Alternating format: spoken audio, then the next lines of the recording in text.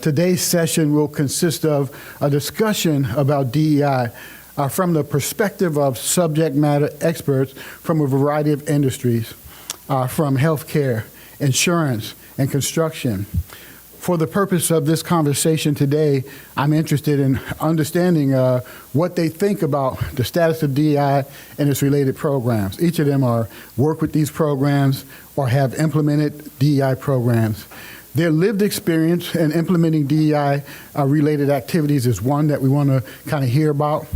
And then also we want to reflect on what the future holds for DEI. So now, as I was preparing for this panel discussion, I reflected on my life experience with DEI initiatives and what they have done for me. And as I reflect on going to college, I came through one of the TRIO programs at Marquette University called the Education Opportunity Program.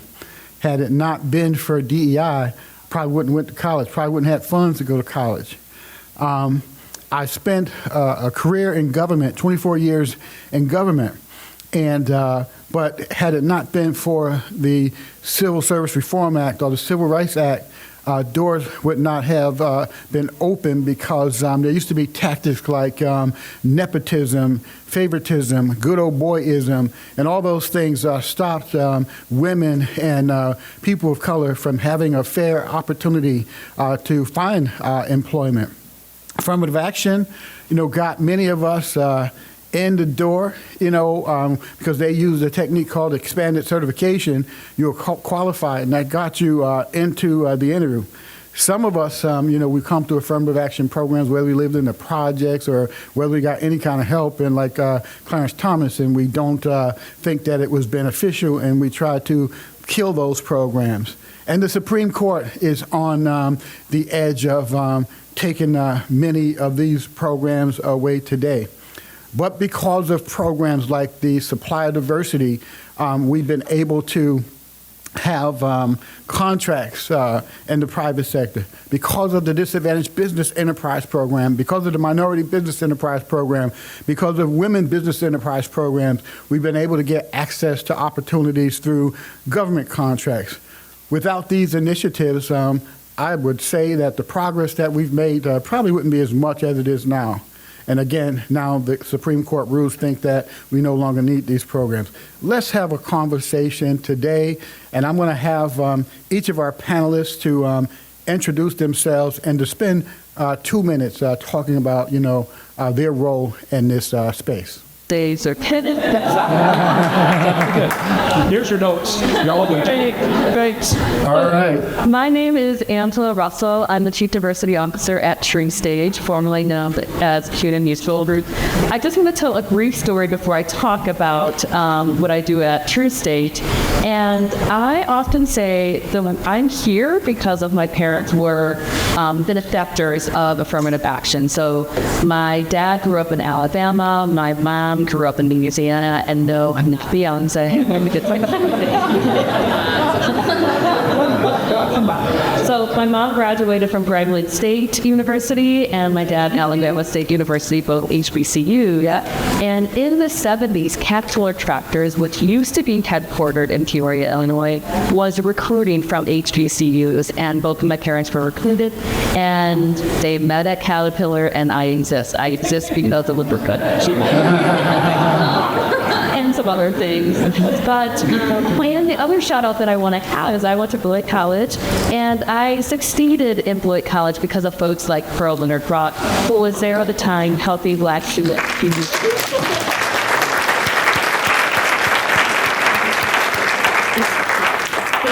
This has become politicized. It will continue to evolve. Affirmative action is compliance-based, DEI is less compliance-based. And I will talk a little bit louder, I'll have the mic a little bit further. We know that while it's going to become politicized because people are a little nervous and afraid, it's not going to go away. So that's me in a nutshell.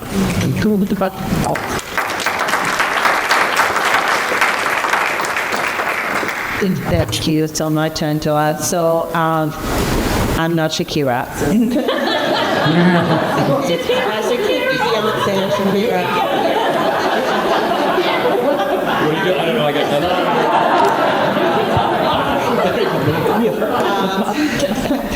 So a little bit about me. I'm Shiva Bidar. I'm the Vice President and Chief Diversity Officer for UW Health. Another shout out for Pro now is part of our UW Health team. So about me and how this for me also is personal, I wouldn't be here as an immigrant in this country sitting in this place if it wasn't because of the history of this country to actually see the potential in us, see us as part of the workforce that makes this country great, and the fabric of this country. So I also feel that I am a product of a lens that really sees the strength and in all of us and what we bring to this country and the opportunities that it has given me as an individual. And a bit more about my work and my role. I really have been doing this work for over 25 years. Actually, along with Angela, we have been doing this work. And I call the moment we live in today troubled waters. That it makes me feel really, really determined to make my way through the troubled waters. And I hope that you will join us today in a conversation about how we need to have a movement together to get us through this moment in time. And the last thing I would say is that these moments in time have been lived before us too. I know we all think about other times as it's unique, it's new, but actually, unfortunately, this is oftentimes the history of this work. We push forward and immediately there is here resentment and pushback. And so we are in another one of those moments. My one hope is that we will be the generation that will push so hard through this that we will not find ourselves in this same place in 10, 15, or 20 bucks.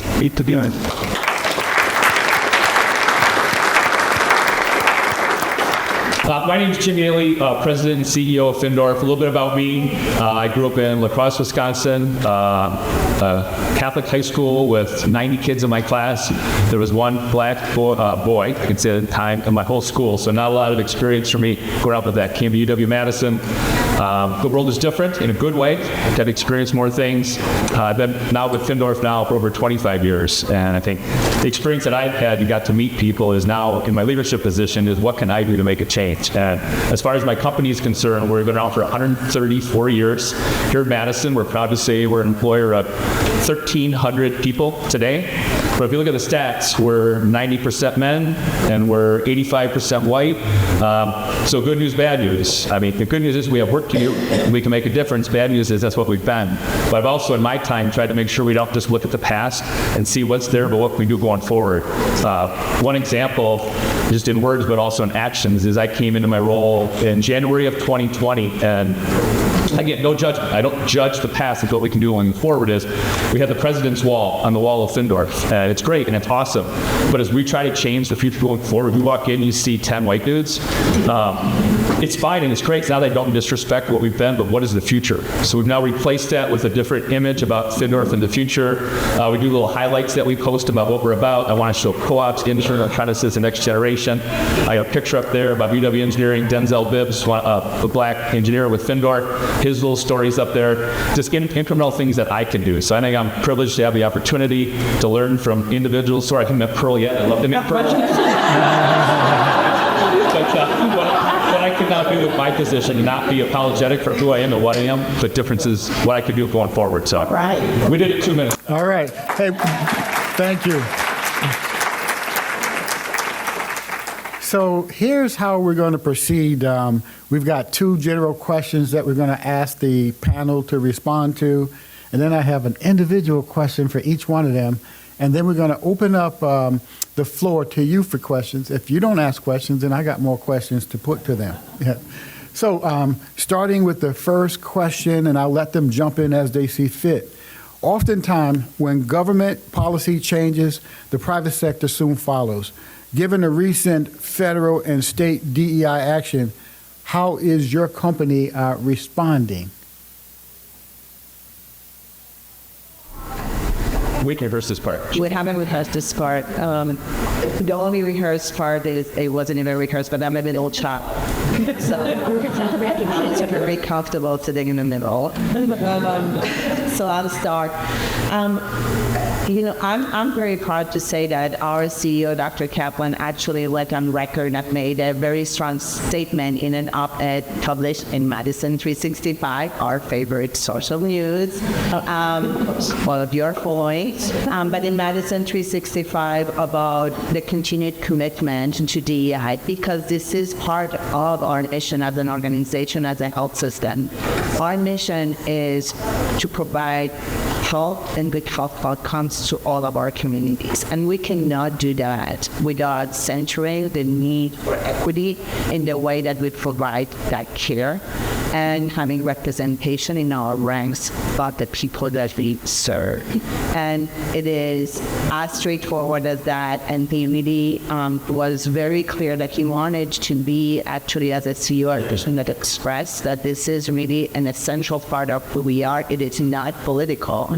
It's about the health and health care, about the people we serve. So that has been, I think, really important for me as a message from our CEO in this space. And the second piece of the message that actually I think is really as important is the support for those of us who are doing this work. I think that we often talk about this work in ways that is about the work, but there are those of us who are in the trenches every day and trying to move the work forward. So also having that sense of personal support that our work is important and our work is valued is also essential. So I feel really very positive about being part of the largest employer in Dane County. UW Health is the largest employer in Dane County, and having a really strong statement of support around this.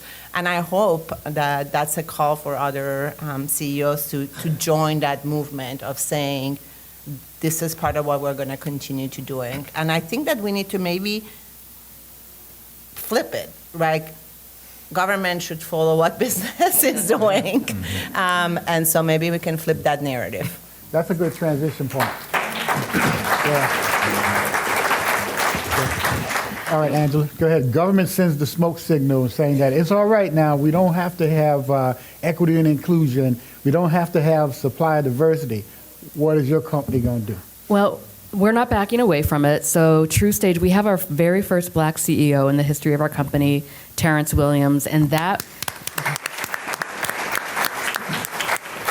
he's amazing, just so smart.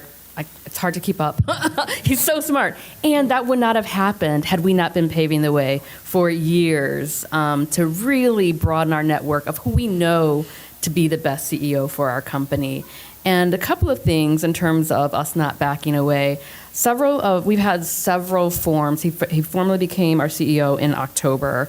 And right away this year, we had an all-employee forum, and it was just me interviewing him for all of our employees about DEI and how we're not backing away and how we're going to be even more kind of intentional. And we've been intentional for the past 9 years, but even more intentional towards our path, because we know that financial inclusion matters. We know that a lot of people have not historically been a part of the financial services system in the ways that it needs to be. We know that, quite frankly, insurance and banks and others have a history of exploiting marginalized communities, and we want to turn that on its head, and we cannot do that unless we have a workforce that mirrors our consumer base and the consumer base of the future. So yes, it's gotten political, it's strange, and yet not surprising.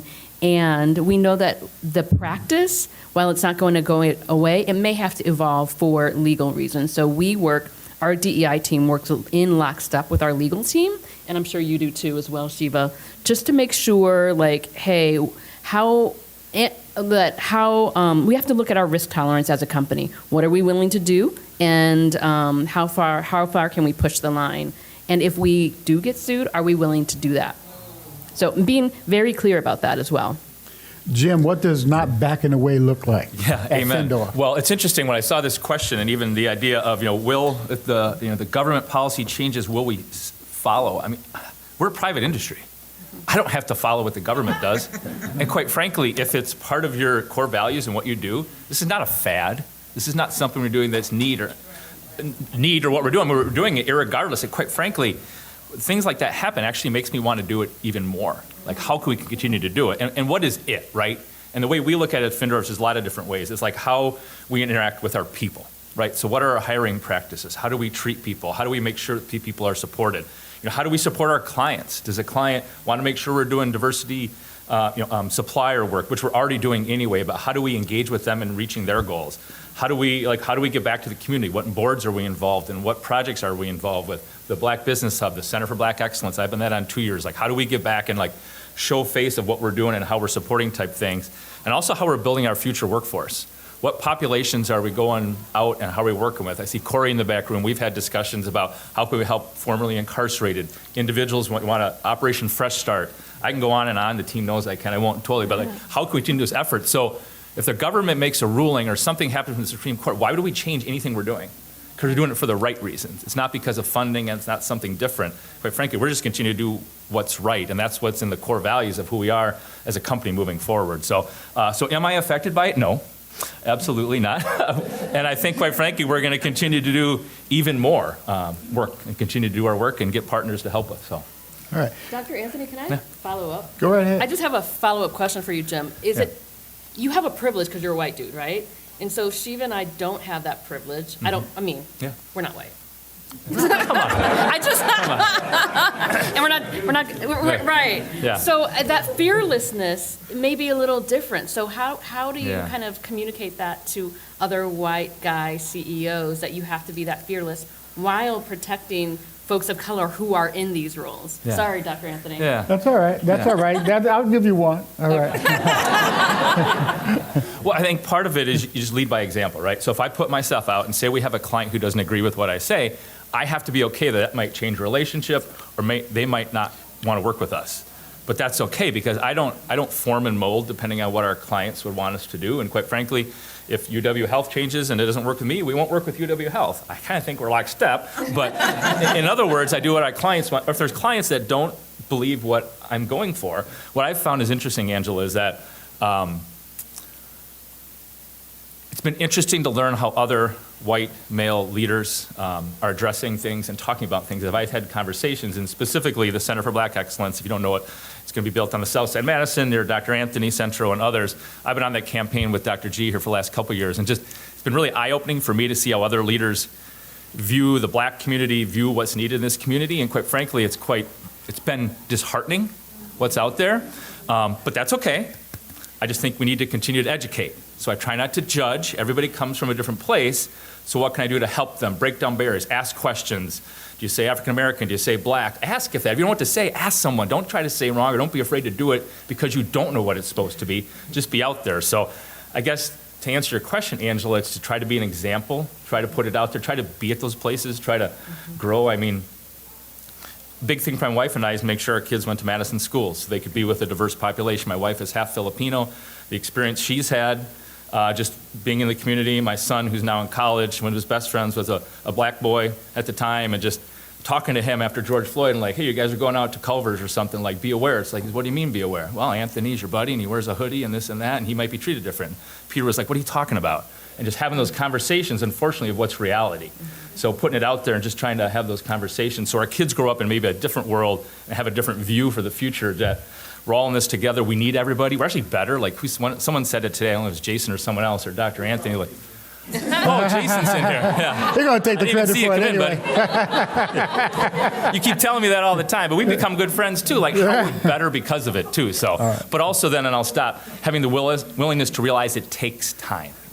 Because I'm a white guy running Findorf, so don't judge us today. I got leaders in here, a lot of my team that'll be the next president of Findorf is in here that doesn't look like me, and that's what I want, but that doesn't happen tomorrow. You know, my forefathers or whatever that hired 20 years ago, kind of monolithic group who we hired, and now we're trying to change that going forward, so I'll stop. Great conversation, but I'm going to have to get my hook out. I know, sorry. Look, Angela asked the question. Sorry. That's all right. I worked for the road construction industry for 20 years at the Department of Transportation. I can remember one evening I was sitting in my office and we had a recruitment going on, and one of my team members came in. He says, "Hey, this guy came in. He was quite good. He had 2 master's degrees and as an entry-level position."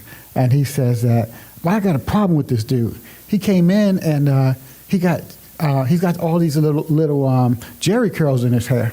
And I was like, "Jerry curls?" And I was saying in my mind, "What does that have to do with anything?" And I said, "Well, explain it to me." He said, "Well, his hair's all plaited up in little braids." This was before dreadlocks became mainstream. Yeah, and so he says, well, I got a problem with it. And he said, "But even if someone came in here with green hair, I would have a problem." What are you doing in your organizations to make sure that people of diverse backgrounds, people that look different, names sound different, are having an equal opportunity to find their way into the organization and to promote? I talk too much. You're I answered first. Come on, y'all want some of this? Come on. We're all shy now. We're all very, very, very, very shy. Well, yeah, so one of the very first things that we did when we started our DEI journey more formally about 9 or 10 years ago is that we went through our entire talent acquisition process, created like several page swim lane document, and went decision node by decision node to see what do biases look like at every decision. And then from that kind of collection, we then created mitigating biasing type training and review for every hiring manager. Now, does that mean we've gotten it right? No. But some of the bigger biases around dreadlocks. I had dreadlocks when I started, then I cut my hair, and then I got a big tattoo. So I try to, one of the things that actually helps me at True Stage, and I think helps other people, is when leaders can show up and be their full selves and be who they are, whatever hair style they want, with tattoos, whatever color, that gives other people the freedom to be themselves as well. But understanding that biases exist at every decision node in the talent acquisition process, and even before that, and doing intentional work to mitigate that. Thank you. So we've done very, very similar work in our kind of talent acquisition process. And in addition to that, I think there is one, I would say none of these things are like one solution, right? It's a multi-pronged approach. And the complexity, I think, of how we do this work in diversity, equity, and inclusion is often also lost to people that don't do this work. I always laugh because people sometimes think that I'm in charge of potlucks. Like all I do is like, "Oh, today is such and such day. Let's all get together and have a potluck." And it's like, I love potlucks. Don't take me wrong, but I'm not in charge of organizing those. I'm actually in charge of strategies and work that really actually make change in the organization. So just like any other kind of leadership role in an organization, that is what I'm in charge of, and that's what means that we have to have multi-pronged approaches because these are complex issues. So we talked about the kind of course, the talent acquisition kind of process and work in really removing bias from that process. We also need to continue to do really in-depth diversity, equity, and inclusion training for individuals. So our vision for the work that we do at UW Health is we want to be leaders in dismantling racism in ourselves, in our system, and in our community. And then under each of those things, in ourselves, that means individuals. That means that every single person within UW Health has to take ownership of what they're going to do as an individual to really think about their ability to create an environment that is really an inclusive environment where everybody belongs. So that means that we have to take people to the journey oftentimes to do that. And it's not a one-time thing. It's not a one-time conversation. It's an ongoing conversation. So we have a team that does that work and is very busy. Then we have the other piece of the work that is, and I'm mentioning just a couple examples, in our system. What does that mean? That means that we need to look at our policies. Systems are made based on policies. Policies are really the place where you can start seeing where there is a willingness to actually change and think about change. And so we have another member of our team that is embedded in our policy review committee. She sits right there, Olivia Pearl, we already have mentioned, so now we're gonna go with Olivia, and Charles. So that's what they do. They're embedded actually in our policy review committee, and they review every policy. Just imagine that, how busy they are from an equity lens, and apply it and ask the questions. And then the last piece of it, I think that we always also think about is in our community, and I think we'll come back to that, but that's like really, how do we invest in our community in ways that creates that economic growth and opportunity, and creates also the workforce that we need as an employer to be able to continue providing the healthcare that we need to provide, and also creates, again, good health and health outcomes for our community, because that is at the end what we're trying to achieve as a mission. So Shiva, taking them on the journey, is that the same thing as taking them to the woodshed? No, I'm just joking. Sometimes it is. All right. I'm just asking. All right, Jim, what do you got? Some people find themselves in more trouble than others. But generally, I mean, we do that. But I think the other piece that I want to say, because we are talking about this politicization of DEI, is that really the work for me, when I hear people talk about how actually diversity, equity, and inclusion work is exclusionary, that's the opposite of the three words, diversity, equity, inclusion. So if you're against those three words, I don't know what you're for, just so think about the antonyms of those words. And words do matter for those of us who actually come from a linguistics background. So for me, the work is actually calling people in. And it's a lot harder to call people in who come from a very different understanding and background. But that is the work, and that's hard work in certainly majority white organization where people have never had the opportunity to really engage in these in-depth conversations around what race, racism, and other forms of isms means to them and their lives. Great, Jim. You want to? Yeah, I'll just add a few more things how we're doing as a company to make sure we give people opportunities and trying to continue to support and mentor minority-owned businesses in what we're doing. And that, it can be hard at times and really rewarding at times, whether it's taking a large project that's too much for them to take on and having a scope of work that they can deal with, that they are able to handle, that wouldn't put them in a bad situation. We had a project a few years ago, Dr. Anthony and I worked on that together, where we held at the Urban League a forum for other subcontractors and suppliers to come out and learn about the project and talk about what might work for them. And then what we did on that I thought was unique, instead of setting a specific target goal, like 20%, 8%, because I think unfortunately sometimes those targets drive bad behavior. So if I can find a black-owned business, I'll buy this deal, run it through this guy, then I'll get the credit. Well, what'd you do? Oh, it happens. It happens. Oh, yeah. But it doesn't help, right? So what we did on that job, we talked about is let's create relationships that live beyond this one point in time on this project. So whether they're mentor-protege relationships, our goal was 6 to 8. I think we did 10 of them on that job. Mm-hmm. How can we continue to make a difference? Other things we're doing, as a company, we don't make background check a condition of employment. Make sure people get opportunities. There may be jobs where certain background checks mean things, if you're working in a school or working somewhere else, but we want to take down a barrier for people to have a chance to come work at Findorff and do our work. Make sure people have good wages. Unfortunately, we're a union employer, so we sit on the side of collective bargaining agreements, making sure people have good wages there. Also giving back, partnership with the schools. So again, diversity within Findorff is not just one color, race, sex, it's a lot of different things. It's men, it's women, it's different things. So getting back to the schools, whether it's youth apprenticeships, giving kids opportunities while working on the schools together. I shared it with this team in our little prep session that we've taken lately to kind of call it like a signing day. So if a kid that's graduating from high school and they choose to come into the trades, we talk a lot about when they're coming in volleyball or basketball, and we have a little thing and they sign with their parents. Well, guess what? We've been doing it too, and I know other contractors too, just let's throw their hard hat. And they've chose to become an electrician or someone else, and let's celebrate that. And we have a young woman up in Wausau, so a woman in Wausau, oh my God, how'd we find her, right? And she's gonna be a carpenter, and she's awesome. She's got a great attitude. The whole crew, all white men, love her. I mean, let's grow on that. How can she get other people to want to do it? So just a lot of great things that we're doing to try to, I mean, you have to have a multifaceted approach to make a difference. So. Absolutely, thank you. Hey, Angela, why does DEI matter in Dane County? Tell us.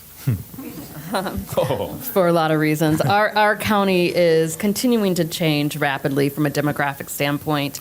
And if we do not really take on DEI in an intentional way, we're not going to thrive the way we think we're thriving, right? So we're the best of this, best of that, but only for a select few. So in order to really be the Dane County that we think that we can be, or say that we already are, but only for a few, we have to do DEI much more effectively.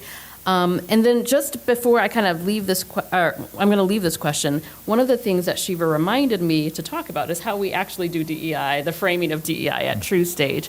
So we have several different components. I like to think of it as a Venn diagram with equity in the center. What does it mean for our workforce? What does it mean for our communities? And what does it mean for our consumers? So we have a part of our DEI team is our multicultural business strategy, where they do deep research on the financial needs of multicultural consumers. So that's race, that's generation, that's sexual orientation, and then uses that information to impact our processes, policies, and products.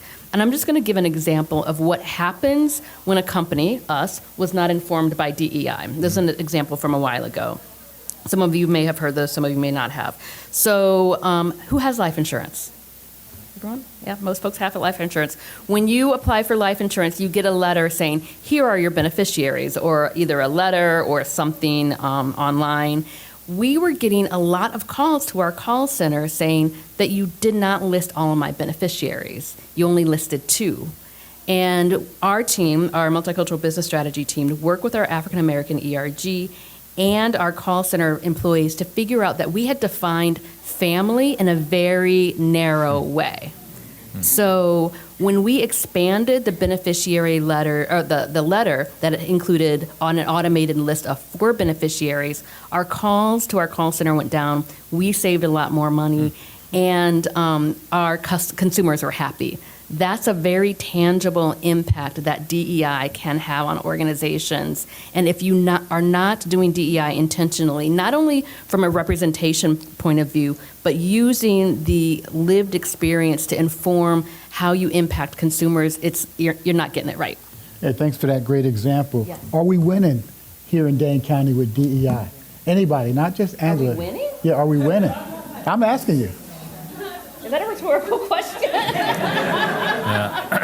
I don't know. Okay, I think we're learning instead of winning. I don't think anywhere in the United States is winning, if I'm being honest. All right. Are we winning in Dane County regarding DEI?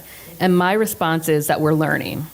Well, I would echo what Dr. Frank Burns said this morning, too, which we talk about the most bikeable, a lot of things for certain people. And I mean, it's not like cliche, but like for who, really? But really is it? You look at the stats of the United States, and for blacks in Wisconsin, it's not good. And so we like put our head in the sand about certain things we celebrate, but are really serious about the issues, and are people ready to do the work? So are we winning? I mean, there's no end. It's like a continual, right? I mean, we shouldn't think of it as like a plan that you put together and you're done. It's just continual how we're doing our work. So at least at Findorf, we're making incremental change, but you'll never hear from me that, okay, we did it. We did D&I, we're good, we're set, we got better numbers, we're there. What's next? What's the goal? What's the benchmark? You have to continue to do better work, so. Thank you. I would say, and this probably may actually be coming across as that's a political statement, but it isn't. We're not winning around anything in this country right now. Anything. I think that we are actually in an existential fight for who we are and who we want to be. And we can see that again in any way and shape that you look at it. And so I think, no, we're not winning, but we certainly need to be pushing forward in a very strong way, because this is actually an existential moment.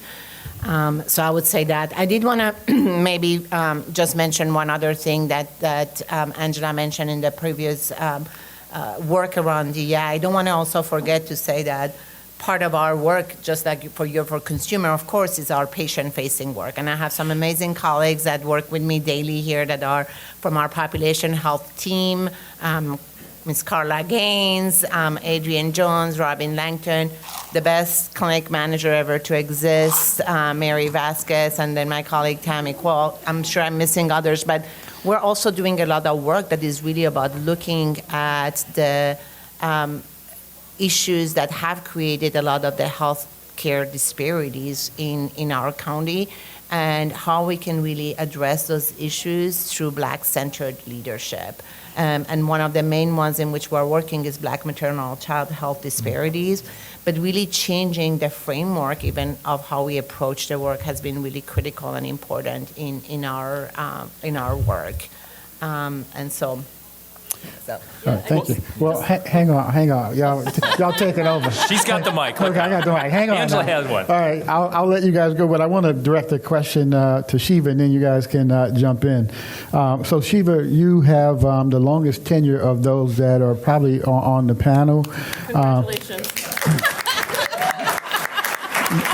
You've been serving this committee in this space for a very long time and been very effective. But what keeps you motivated? What keeps you guys motivated about like fighting this fight? That was just such a nice way to tell my age. I appreciate it. So what keeps me motivated is the people around me. And honestly, another one of the people that I work with, Patty and Annie in the back. But it really is the people, because for me, it's always been about that relationship and the people and the work that we can do as a team. And then the other one is that I really, really am a person that is perseveres. And this work is about perseverance. There are ups and downs in that work, but perseverance has been an essential piece of my journey, personally and professionally. And I always think about the journey of bringing back personally of immigrants. Our journey is about perseverance too. And so, I come back at it every day and think about the small steps and the small change. And also, I think celebrating the small things. Sometimes you look back and like, what really has happened over the past 20 plus years, we call. Stay there 20 plus years. Couple of decades. I haven't seen the big change I want to see. But then I reflect on things that were happening 20 plus years ago, and then I see where we are now. First of all, I was alone. I literally was in an office by myself, and there was nobody else when I first started. And now there is a whole team of us that really is working on this. So.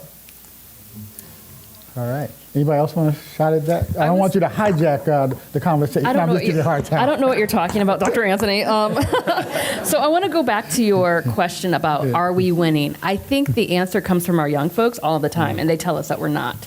So I think that there's so much that our young folks can teach us and tell us, and the question is, and we used to be young too. I don't know what happened. Sorry. I think we're young. Okay. It's all state of mind. Yes. And I think if you listen to our young folks every day, everywhere, we are not winning, and there's a lot of disappointment in the world that we have created for them. So I think we can go to them with that question and listen on what our solutions could and should be. Thank you. Can I add on quick? And your comment about this, like the state of the world right now too, and things are going on. I actually think that's the time when we need leadership more than ever for people to stand up and put out. And I'm not talking politicians. Actually, I'm saying not politicians. I'm saying other leaders in the community and the work that we can do. But it also could be really easy. I mean, Dane County, we're pretty fortunate. We have a lot of cranes up, a lot of people working. Okay, I can just put my head down and do my work, right? Because we're kind of good right now. Well, that would be the worst thing I could do as a leader, is now is the time when things are good to put the work in and do the work for everybody. So I think that should be a call to leaders, not just my business, but other businesses that flourish in Dane County for all the things that we are winning in. Now let's make sure we can help everybody to win here. So. Yep. So, Jim, I'm going to riff off that. Yes, it's good. They say in order to make progress in DEI in companies, the leadership has to be online. how is your leadership walking the talk? What are they doing? Yep, absolutely.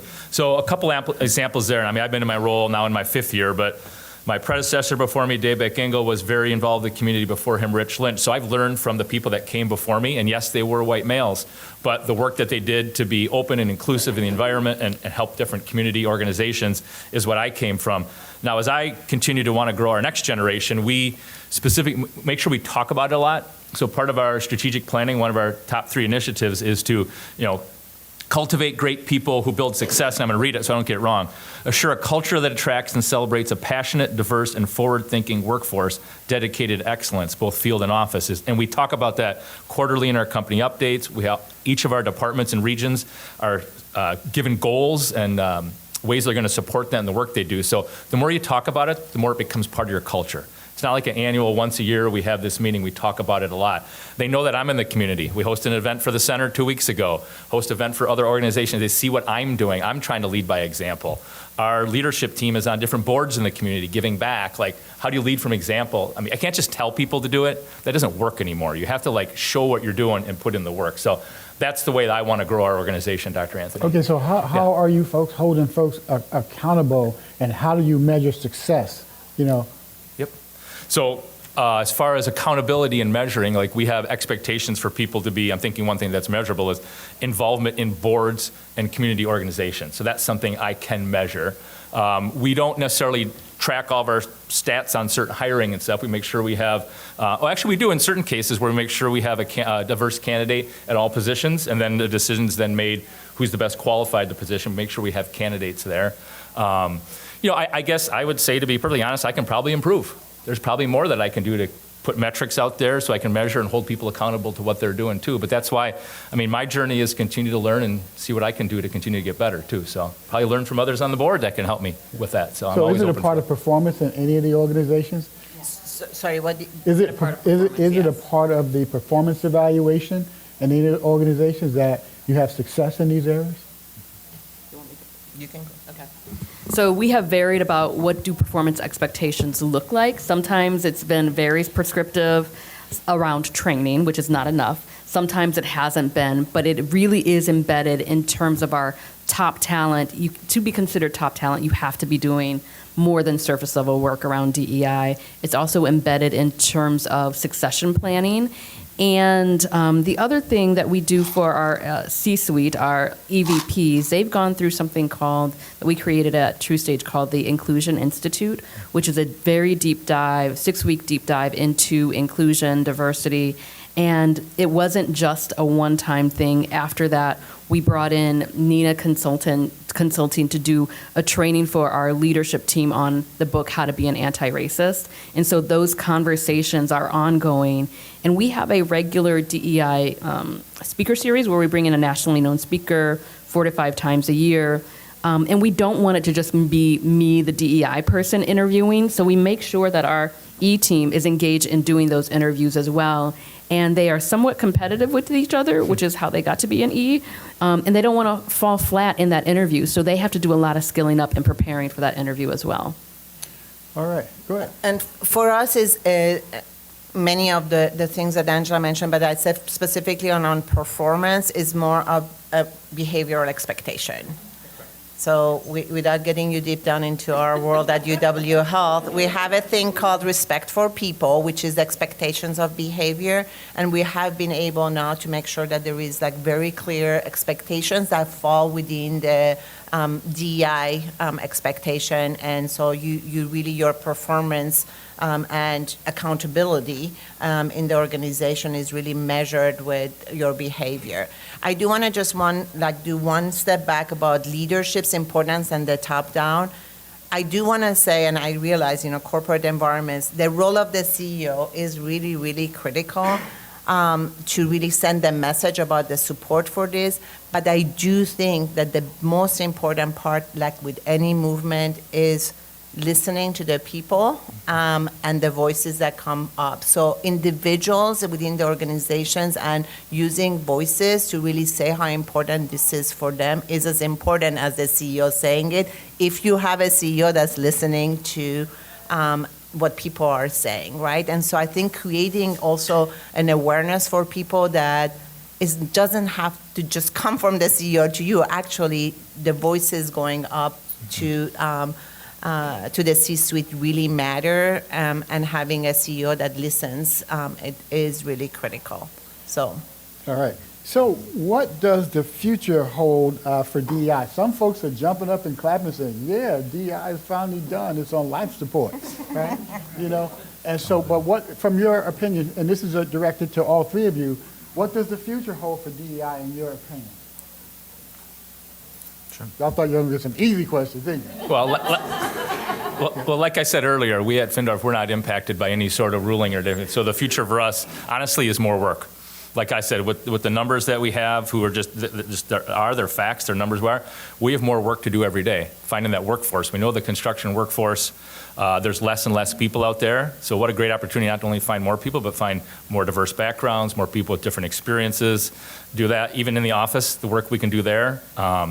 We also have to show it with leadership. You know, Jason said earlier, people on our board, people that are shareholders, people that are in leadership positions. We have to create an environment where people look like that. I speak at the university, you go back to UW because I went there, and I talked to the Society of Black Engineers and the Hispanic Society of Professional Engineers, and I talked to the students, and one of the students once said, hey, Jim, can I come and walk your building with you?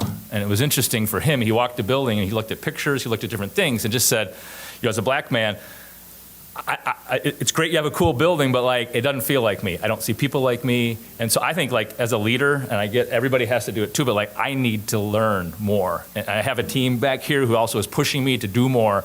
And so just be open, be vulnerable, put yourself out there. I'm up here telling you I don't know everything, right? I mean, a lot of people wouldn't say that. I don't know everything. I want to work harder. I want to meet Pearl. I want to meet other people. If I say it 3 times, maybe I'll meet her afterwards. Oh my God, Pearl's coming up. Oh, there we go.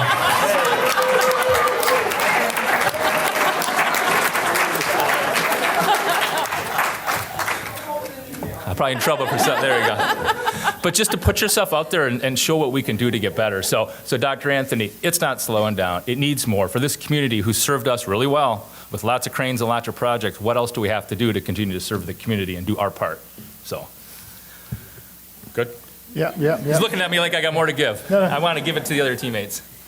So there is a couple levels to this question for me. One is the future of DEI for those of us who do this work. And I have to say, like I'm going to say this again, I think that sometimes people talk about DEI as if like it's just some words there, but there is those of us who are in the trenches trying to do this work, right? It's kind of talking about education and not thinking there are teachers. So really thinking about us, I think that we need to really continue to take care of each other and to really provide that support that we all need in this work, because it is very challenging work. It is work that is exhausting on a daily basis within the context in which the work is being done today. You know, it's like everybody loves you one day, and then 3 years later, everybody's like, oh, like we don't even know what you do, like, go away. And so it's like, and then you're actually doing the work, which is also really, really challenging work and challenging conversations.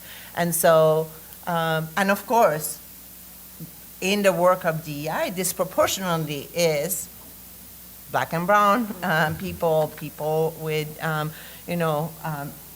non-conforming gender identities, LGBTQIA plus people. So again, people with disabilities, people, so we are actually the people, and we actually see the impact on ourselves too. So it is, in many ways, the future is, for me, important for us to take care of ourselves, because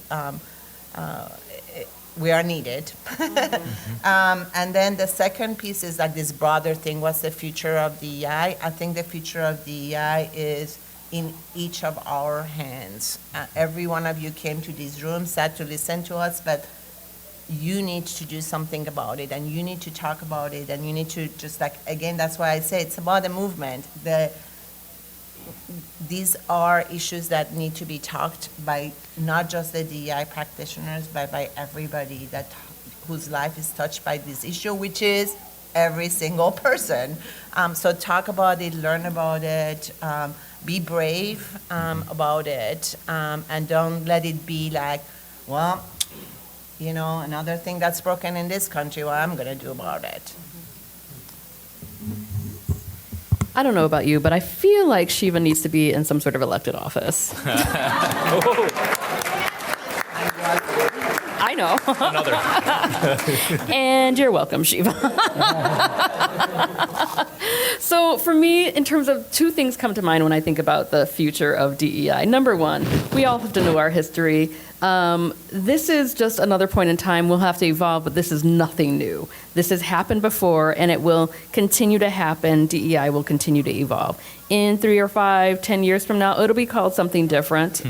We don't know what it will be called, but it will be called something different. So just staying the course and continuing to be open and learning and staying the course and taking care of ourselves. That's a good reminder. The other thing that comes to mind for me in terms of the future of DEI, and when I think about our kiddos and Dane County, is the notion of intersectionality is really continues to be really important.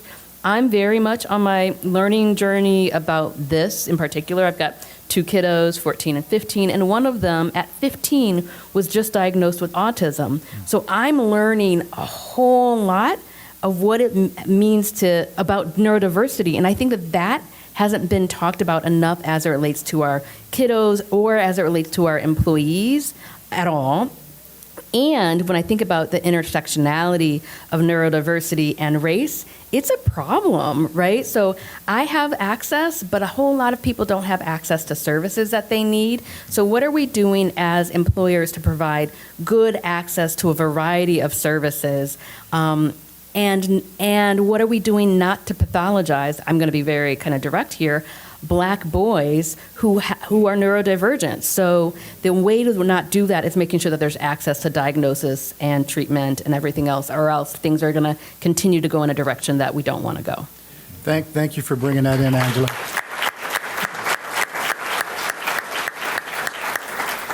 So this is my last question to you, and then we're going to open it up for probably not. Then we're going to open it up for audience questions. So some companies have decided to take the DEI exit ramp. They're done. They've been waiting for the smoke to come out the chimney like they do when they're electing the Pope. And that smoke has come out the chimney. And so folks have jumped off the exit ramp and said, good, we're done with DEI.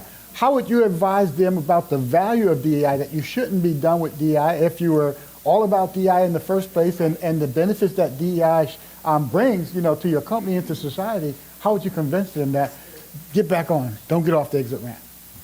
I'm not sure I'm good at convincing anybody to do anything, but I would tell them that they are leaving money on the table. Like if they're just leaving money on the table, and then my snarky side would say, hey, if you were just doing this for PR reasons to begin with, no wonder you're getting off the ramp now. Yeah. Well, what's the value proposition? Let me put it that way. They are leaving money on the table. If you don't see DEI as valuable, that means that you're not paying attention to the demographics of the world around you. And again, I'm just probably not the best person to have that conversation with.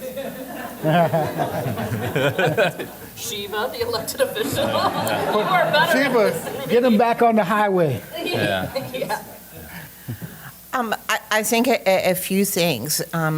I feel like I would want to first understand the why they want to take the exit ramp, right, and hear from them about the why, because I think that's always enlightening, because it also tells you about the why they got on the highway, which probably is because it was the moment in time in which that was the thing to do, and they're just kind of back to this is, there was a moment, a fad, and we do it.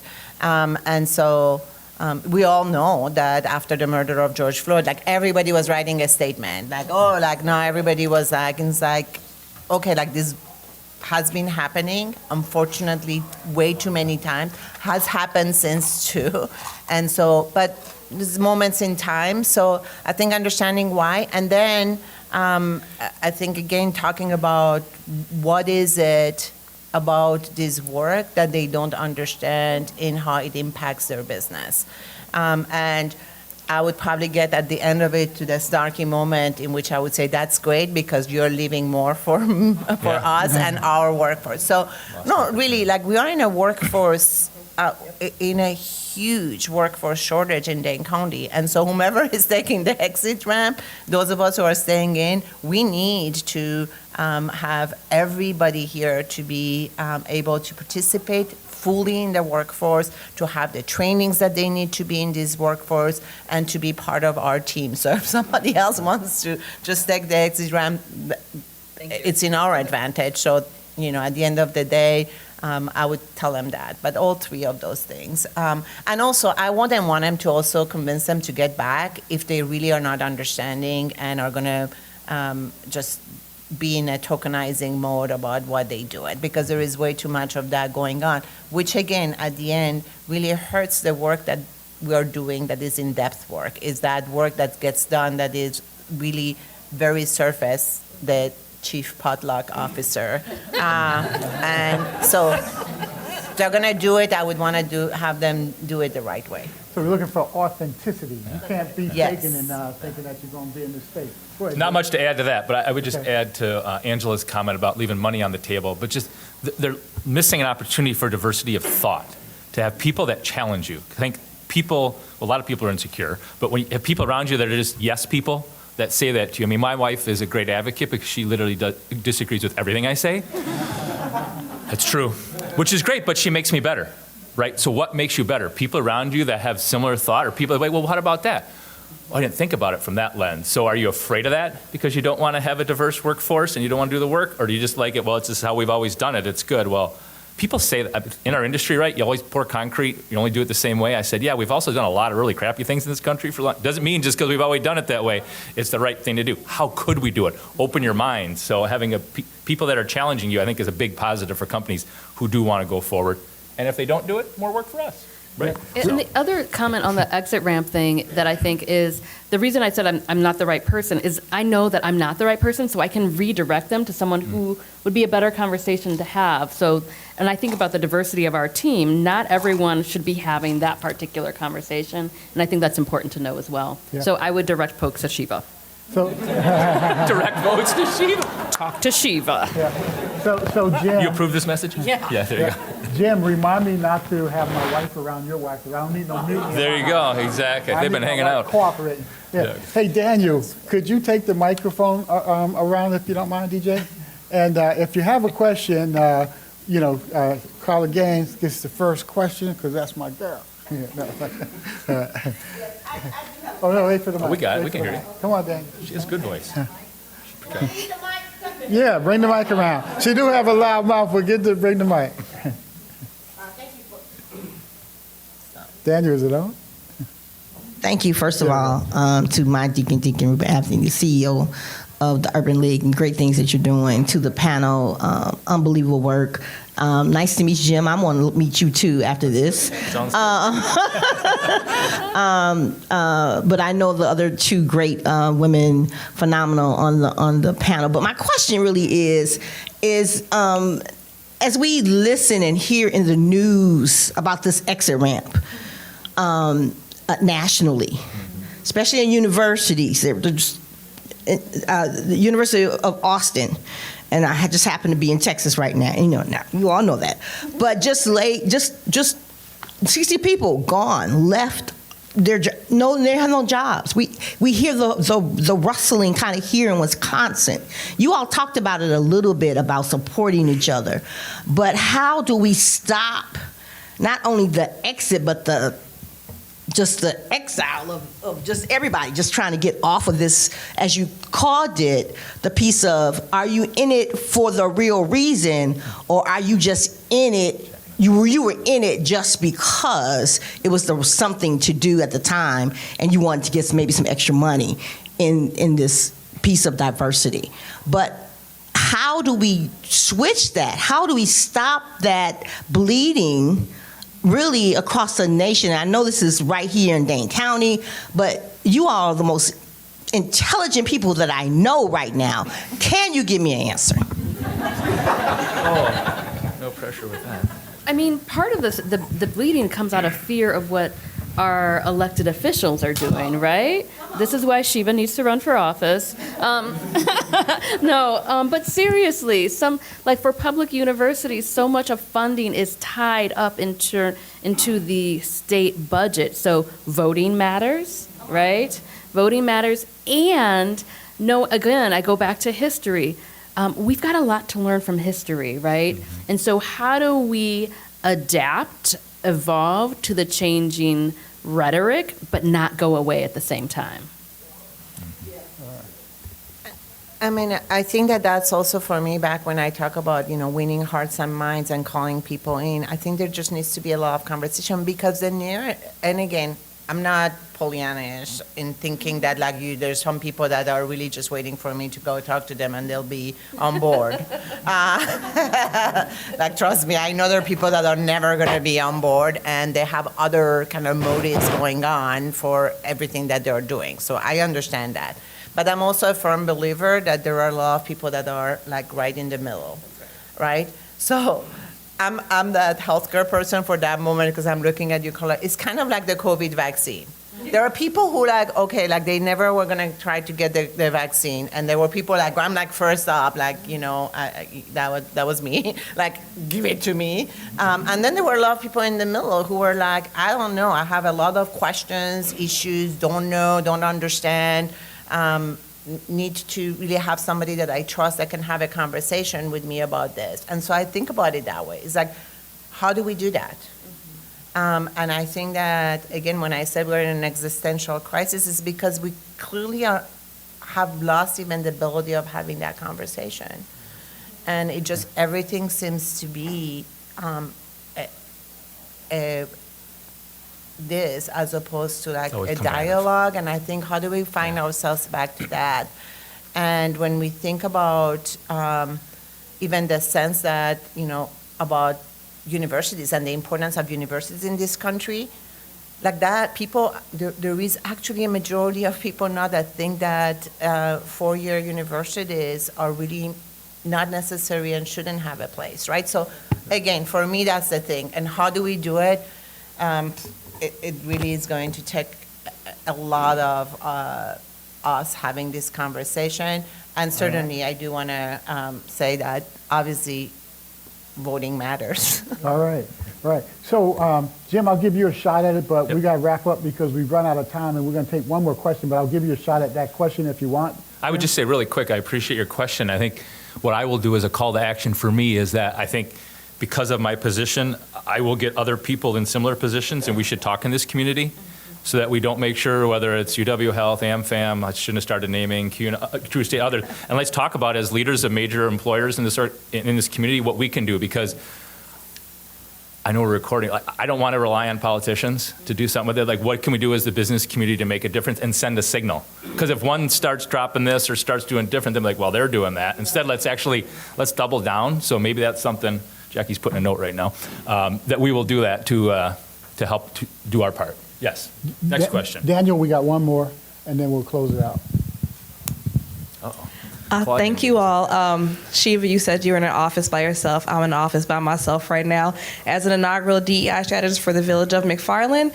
And there are a lot of smaller municipalities around the state that are doing this work. And my question to whoever wants to answer is, how would you recommend that local governments partner with corporations to depoliticize DEI in our communities collectively? All right, 1 minute each. Shiva can have my minute. No long-winded answer. Reparations. But, so are you, I know, are you familiar with the governing Alliance on Race and Equity? So, okay, good. I think tying to that and then connecting with folks like Shiva and I, maybe after the fact. Shiva knows I was an office of 1, 2, and now back in 2015, and now we're a team of 17. So it can happen, and I think it happens through relationships. So setting up coffee with Shiva and I for maybe 2050. Not 2050, 2020, never mind. I'm going to stop talking. Wow. I'm going to going back to the future. Yeah. You need the mic. So I think to your question about the partnership, right, and what businesses can bring to local government, I think one of the things I often see is that there is within a government, as there is within, business, siloed, right, of the work. So I think that the more that you can partner, for example, with whomever is doing like business development within the village, and again, more regionally, right? Like I'm looking at people in the room here that are City of Madison representative of that work, but really also connecting that because you want to make sure that there is a clarity that this work is also about really increasing economic opportunity for your unit of local government and how that really is part of also attracting, retaining businesses and the workforce that works for those businesses, right? Because the business may not be in your village, but there's certainly, we all know that where the workforce live is very much regional. So I think just even that connection of bringing those two pieces of work together and being at the table with them so that you can continue to build your relationship also with the businesses. Like Leroy Butler said, network. Network, right? Get your network. Myself and my team, we'd be happy to talk to. All right, you guys gave some great responses. Thank you for being here today. Let's give them a round of applause.